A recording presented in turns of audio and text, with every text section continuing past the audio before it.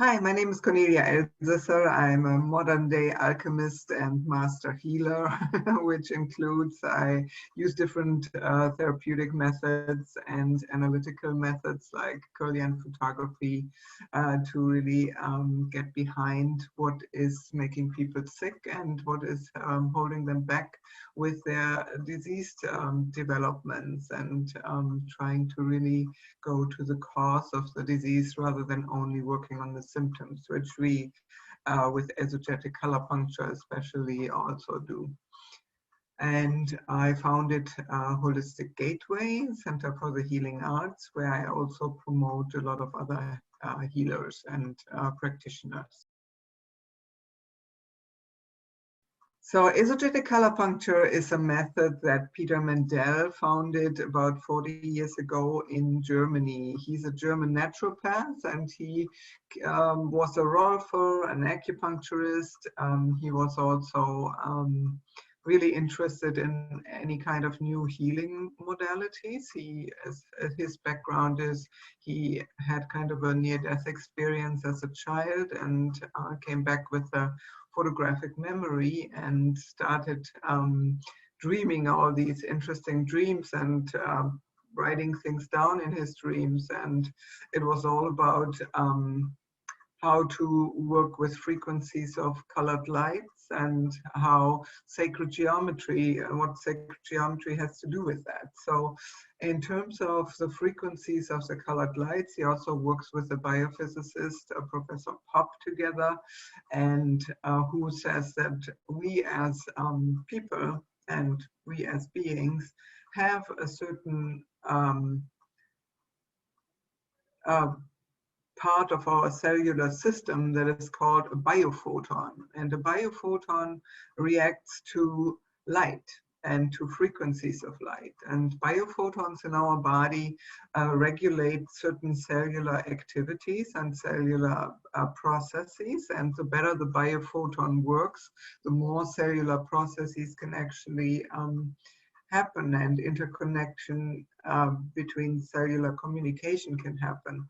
And with our frequencies of different colored lights and different other frequencies of holographic crystals, for example, we enhance the workings of those biophotons, and with that, the cellular communication can come back and we can heal body, mind, and spirit. So for Peter Mendel, body, mind, and spirit is nothing separate. We are all three in that expression. And he actually titles it more of information, energy, and matter. So these three parts, you know, if we think about Rupert Sheldrake with his theory of the information fields, or fields of information that are out there, we as souls have a field of information that goes from lifetime to lifetime, if you want. So having this information, bringing in the information of the soul, creates matter. So in our viewpoint, in esogetic color puncture's viewpoint, it is always when you go off of your life path and off of what you have said you wanted to do in this lifetime as a soul, then disease development can happen, to kind of make you aware of, oh, you need to stop here and look back on where do you live either other people's ideas, where do you live maybe your mother's imprints or your father's imprints of conditionings, and where is your actual soul potential that wants to be expressed. And with our different types of therapies, we work on, of course, symptomatic things that people have with different types of diseases. But first, foremost, we try to really get behind the cause of diseases and try to stop these imprints we all carry, trauma imprints, or imprints from conditionings, you know, and these we try to kind of take away the effect of, so to speak, that it has on our bodies, and really having that taken away frees us to live a much more fuller life. Yeah, in an exogetic color puncture session, you come in, we take a Kirlian photo, and the Kirlian photo is a photo of the meridian starts, which are the finger pads, and the meridian ends are the toes. And this is mapped out on a physical functional level, so you can see how your physical functional well-being is and where things are happening. You can see either very endocrine states and hormonally disrupted states. You can see inflammation, or where inflammation is in the moment strong and reactions are strong, lymphatic blockages. And you can see certain degenerative stages too, where you say, okay, either that consciousness is very degenerative and you can't shift your conscious mind very easily, or we already have disease principles that are degenerative manifested in the body. So you can see that, you can see psychological emotional imprints. So certain birth trauma leaves a psychological emotional imprint. Prenatal stresses and prenatal experience leave an imprint, because our limbic system, which is a part of our brain that informs our hormonal system, especially, and the coordination system in the brain, is done with 6 weeks into pregnancy. So whatever our mothers experience during being pregnant with us is still an imprint in our brain and works with our brain coordination, and our brain coordination creates all those precursor hormones for our hormonal glands to work properly and to make our bodies function in short, you know. So you can see these imprints. Sometimes there's strong father imprints or mother imprints, depending on the trauma and the experiences we're going through. Then certain physical trauma has an impact on how the right and the left brain communicates. We see that in the picture, and we also see when people went through a horrifying psychologically traumatic childhood, for example. You can see that and what kind of imprints these leave. So, and we also see when these traumas were experienced and what these traumas in return can do for disease development later in life, you know, where it would be activated or where it would be kind of a experience of that particular pattern.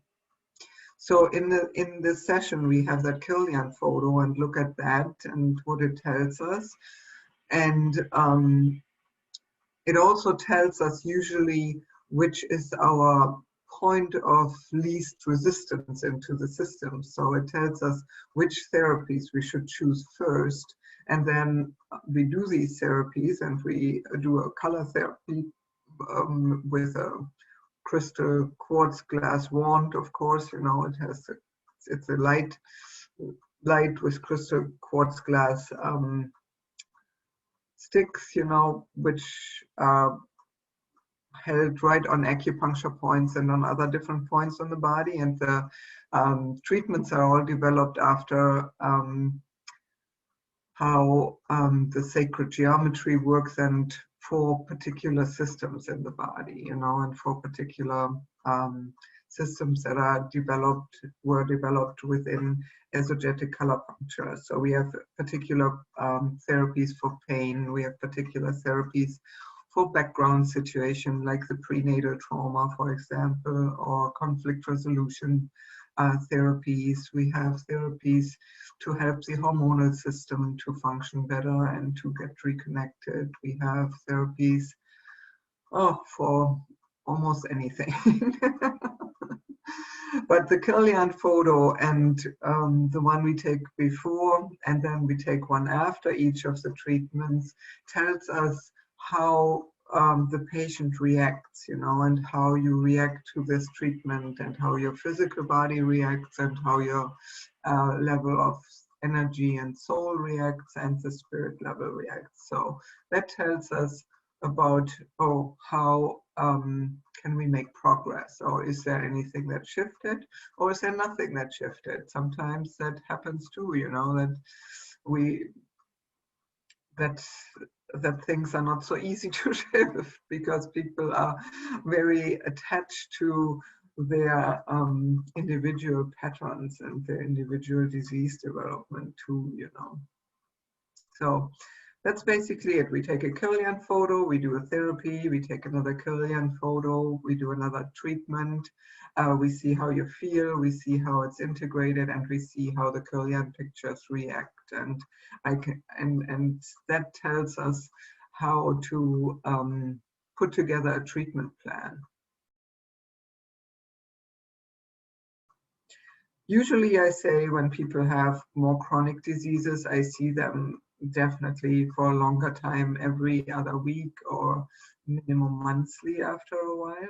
And people that just say, oh, I want to come and work on this particular issue, then we work maybe 5 times together, and people say, oh, I'm really feeling a lot better with this. I always include other modalities within my sessions as well, you know. So I include some of the astrology, depending on if people are open to talk about that, because it often helps you understand who you are a little better. And the other thing, it also helps you with transits that are happening to see why does this particular issue come up right now. All right, esogetic color puncture with anxiety. A lot of people actually come with anxiety, and they have a particular level of anxiety in their systems. You cannot say this is one particular issue you have to work with. Esogetic color puncture with the Kirlian photography really sees the individuum and where this particular anxiety comes from. Usually it's an amygdala and limbic system dysregulation, which comes from trauma that has been experienced. And trauma can be as early as prenatal trauma, that it's actually not yours, but your mother's anxiety you're carrying. It can be adverse trauma that you still carry anxiety from that, and that it's generated, and that there's that loop in the brain that just doesn't quiet down. And other trauma too can create anxiety. And how does it create that? It creates it through the hormonal system, through our glands in the brain, the coordination system in the brain, hypothalamus, pituitary gland, the limbic system, and the pineal.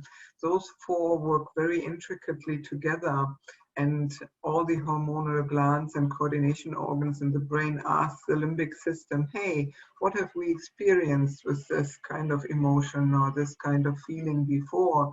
And the limbic system always has the same answer, oh, there was anxiety created. So the same hormones are getting created to keep this anxiety alive. So the best way to deal with that is really doing a lot of limbic system therapies and background therapies that help, on the one hand, the hormonal system and the coordination system to work better for you, and on the other hand, it helps disconnect from the particular trauma pattern that is active in the brain. Happening. So seasonal disorder is another treatment like an anxiety, where we want to see why do people are affected by that so strongly, especially when there's a lack of sunlight there. And we go back to when trauma was actually experienced and which trauma was experienced when, and can regulate it at that time as well. Especially hormonal treatments and coordination treatments help seasonal disorder quite tremendously. And there's other ways. There's a zone of joy right here. We have a particular dream oil we work with, you know, and the lung meridian and the heart meridian go along here, you know. So those two are activated with this particular oil. And the heart always creates joy. The lungs always process our grief and have a deeper level of melancholy and sadness they're processing. So working with that zone of joy sometimes helps as well every day to give you a boost of, oh, how this is how I can connect to my inner joy. This is how I can process my sadness better. Yes, the immune system. The immune system is a tricky piece because it's such an intricately working system in our body. So the easiest way to say how the immune system is weakened actually is through inner conflict. When we have inner conflict, usually what happens is there's a 24-hour conflict going on the inside, and that keeps our levels of stress hormones high, which when we have a scare, like for example, oh, the light turns red and I still have to make it across the street, you know, those stress hormones kick in. But when we are arriving across the street safely, the stress hormone levels go down. But with that inner conflict, that stress hormone level is fed and stays high. And the stress hormones make that the white blood cell count actually gets lowered. And we have a lower amount of white blood cells available to us. And that way the immune system gets weakened. It, of course, also gets weakened by viruses, by infections, and by other things. And there's a number of treatments we can do to process that and to help process the lymph system and help the lymph system to work better and to expel toxins and everything. But it's also really important when people have stronger immune deficiencies to really work with that conflict level and to really help people process what is really going on the inside with me. Why are these stress hormone levels so high? Yeah, the Egyptians came up with an interesting model. The Egyptians actually were some of the first people that worked with the visible color spectrum, and how they created that is they had particular caves and they had holes in the ceiling where they put crystals into. And when the sunlight hit the crystals, it broke into a spectrum of light, right? So they had benches in this cave where you could lay and could literally bath in that particular color and in the color spectrum. Yeah, so if you want to start dabbling in color therapy as Laura, you can buy colored glasses off of Amazon for fairly cheap and they are pretty effective already, and you can play around with them and see how you are affected by the colors, because each of us has a different sense of how they affect us because of our own journey through our lives and the trauma we've experienced and our disease pattern that we've developed or other things that affect us. So if you use red glasses, for example, or the red light, especially, it's one of the deeper penetrating lights. So it really helps make chronic symptoms more acute again. So it helps really bring out, for example, when people had chickenpox, an old saying was wrap them in a red blanket, you know, and it really helps bring out the disease and really helps make it acute again so that the body can heal it. So red is really helping you to wake up, to make make things more imminent and effective, helps the pancreas to create more digestive enzymes, for example. It, yeah, it's really the deepest penetrating color and quite warm. The opposite of that, or the complementary color spectrum, when we see the complementary color to red, that would be green. Green is one of the most neutral colors we have, and especially good for people with diabetes, and helps the kidneys. So when you have green glasses on, you can take them on, and you know, after about 20 minutes you probably have to go to the bathroom because it really helps the kidneys. It's also one of the colors that helps the detox process a lot, and it's quite good. But for people with diabetes, it also helps blood sugar levels to not get so up and down. So it helps with the leveling of the blood sugar levels as well. Orange is the color of the heart, the color of joy. So it really helps with different types of heart issues. It helps with a lot of endocrine issues and hormonal issues. And it's the color of joy. So if you suffer from depression or from seasonal affective disorder, orange glasses are definitely the ones to use for a while. Then the complementary color to orange is blue, and blue as well works really well with the hormonal system. It's a great color for the stomach, for our weird stomach, and when we have tension in the stomach. It's a good color for any kind of pain. It helps with calming down inflammation and infections. And it's a good blood pressure color, lowering the blood pressure. It's also very good for that. So if you have high blood pressure, get those blue glasses and put them on for a while. It also helps kids that have ADHD, or people that have ADHD to focus better. It really helps the focus, and they can get their homework done a lot better. The next one is yellow. Yellow is the color of the sun in its zenith. So it's a real warm color, and it's wonderful for the lymphatic system. Any kind of lymphatic blockages and blockages in the intestines you have, affections of tonsils, if you have a lot of tonsillitis, if you don't want to have them surgically removed, they are an important lymphatic organ in our system, so it's always better to keep them.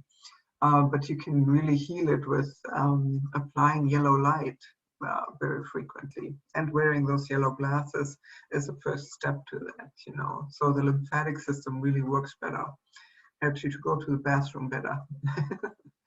And violet, it's also the color of the left brain, so it helps you think better too. It helps you learn better, yellow. And violet is a complementary color. It's a color of the right brain. It's a color that helps us go more into meditative states, helps us to be more creative, helps us to be more mystically, intuitively active, and really supports our right brain activity that is much more on the mystical side. And then we have a seventh color that is in the normal color spectrum we work with the spectral colors, and it's dark turquoise. And turquoise has a special place in our color spectrum, and it's more for the subconscious. It's a color that really works on the deeper levels of the soul and brings up things that have to do with subconscious blockages. And and we have soul spirit colors as well, and we have a gray color spectrum.